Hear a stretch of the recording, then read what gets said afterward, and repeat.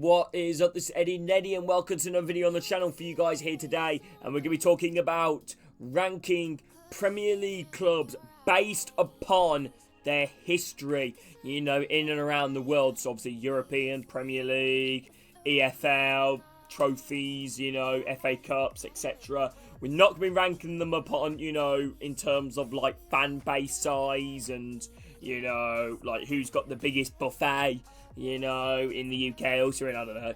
But anyway, we're going to be kicking off with, you know, the first one, Manchester United. They are history, let's be honest. You know, there's no debate in it, really. They are history. They are, you know, one of the biggest clubs in England, if not the biggest club in England. Everyone knows Manchester United. Everyone's aware of their success, you know, and I feel like, you know, despite recently, it's definitely gone, you know, downhill, but their history, you know, like we just sit here, multiple time Division 1 winner, you know, multiple time Premier League winner, FA Cup winner, Carabao Cup winner, Champions League winner, European winner, European Cup winner, you know, we can sit here for ages talking about Manchester United, but for me, they are history. Next thing we're going to go is Spurs. A lot of people, I think, sleep on Spurs. They're a big club, Spurs, in terms of their history. You know, they've won the FA Cup, you know, like 8 times back in the day, you know. I don't think exactly 8, but in around that number, 8, 7, 6-ish. You know, they also have won Division 1 twice. You know, obviously not the Premier League, however, Division 1, very long time ago. EFL Cup as well. Carabao Cup, you know, they've become runners-up as well, you know, for Division 1 before. But yeah, for me, Spurs, they're a big club, you know, in terms of their history. Obviously, they've had a lot of fantastic players play for them. But yeah, for me, big club for Spurs. Next one to talk about is Wolves. A lot of people sleep on Wolves. A lot of people don't actually realise how big Wolves were back in the day. You know, multiple time Division 1 winner, multiple time FA Cup winner, you know, obviously multiple time Championship winner as well, or Division 2, whatever it's called. So, they've not been bad. EFL Cup as well. So, they do have a bit of a history, Wolves, which I think, like, surprises me, you know, especially I didn't realise they have that big of a history, or they didn't realise they won so much back in the day.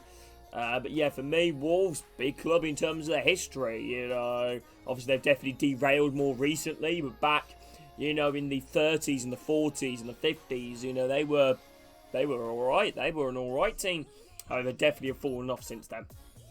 West Ham United, another club that is a big club, it might be in terms of their history. You know, they've won Division 1, you know, they've won the FA Cup, a few times they won the EFL Cup, you know, they've won, I think, a post-war trophy as well, you know, competing with all the other London clubs. But yeah, West Ham, big club in terms of their history.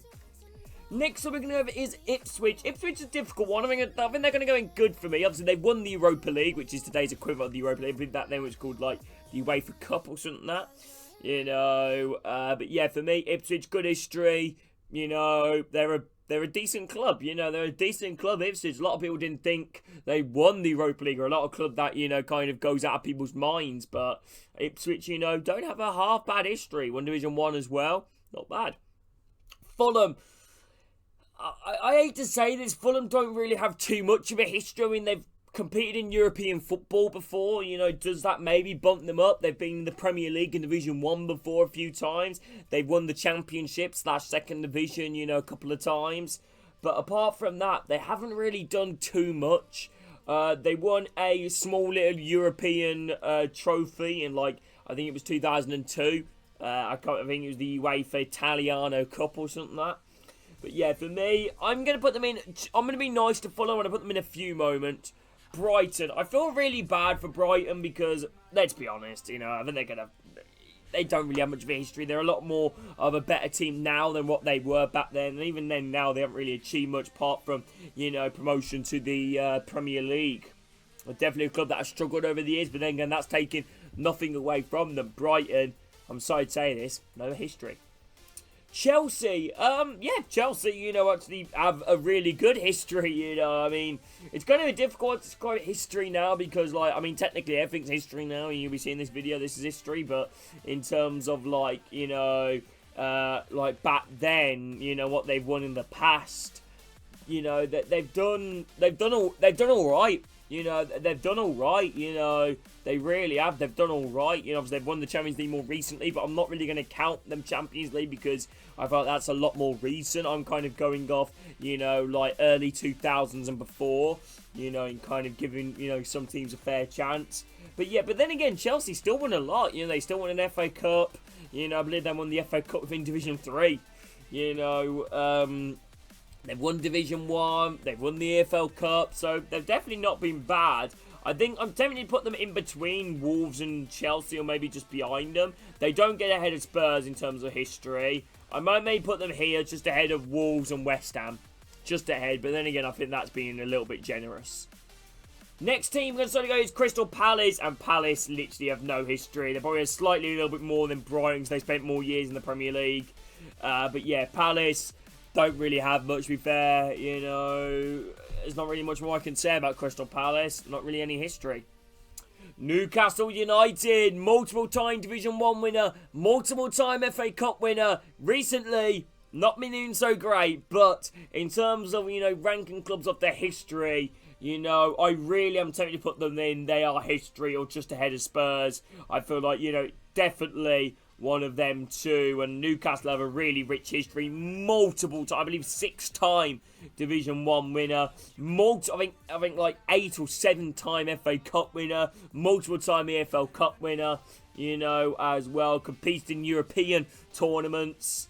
Yeah, like, you can't not knock them. So, I'm going to put them in. They are history. I think a lot of people do sleep on Newcastle. Next thing we're going to say is Man City. And Man City's an interesting one because I think a lot of people do take the mick out of Man City, but back then they weren't that bad of a team. Obviously, they're nowhere near as good as they were, you know, obviously today, but they're a bit of a yo-yo club back in the day, you know, between the early 70s, you know, mid-70s, sorry, you know, early 80s, you know, in and out of the Premier League. / Division 1 at the time it was called. Obviously, they have won Division 1 before. They've won FA Cup, obviously, you know, as well, in against my team, actually, Birmingham City, in, like, 1962 or 64 or something like that. But, yeah, for Man City, they do have a decent history. The question is, though, you know, removing their title, do they have a bigger history than what West Ham did? I don't know, so I'm going to put them maybe here. I am going to put them ahead of Ipswich, because they have won Division 1 quite a couple of times, but yeah, I'm going to put them in just in big club category for history-wise, anyway. Nottingham Forest, you know, European Cup winner. You know, what more can you say as well? You know, obviously winning the highest honour, you know, in football. Obviously had a lot of legendary players play for them, as well as manager, you know, in Brian Clough.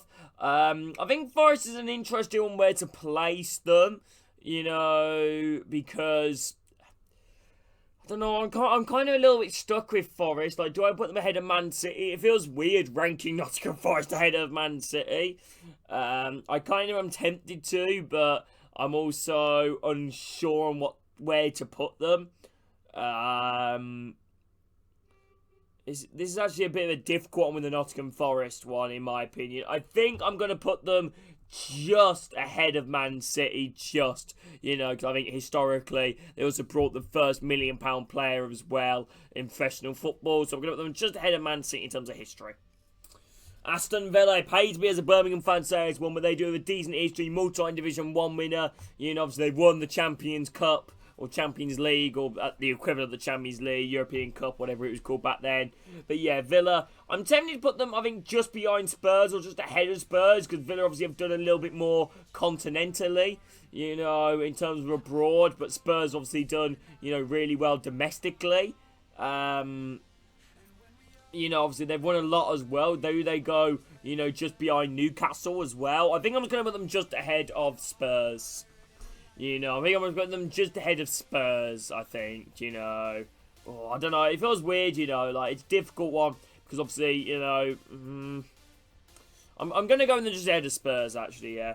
Everton, a lot of people sleep on Everton in terms of how good they actually were, you know, back in the day. And honestly, they're probably arguably better than Spurs, you know, and, like, potentially Villa as well. They've won, you know, Division 1 multiple times. They've won, you know, the Premier League, you know, Division 1 multiple times, what they say. They've won FA Cup. They've won Charity Shields. They've won You know, everything really that you can win back then. Obviously, recently is definitely where they've struggled, and also to never be relegated from the Premier League as well is a big achievement. And spending most of their time within Division 1, you know, is an incredible achievement for Everton as well.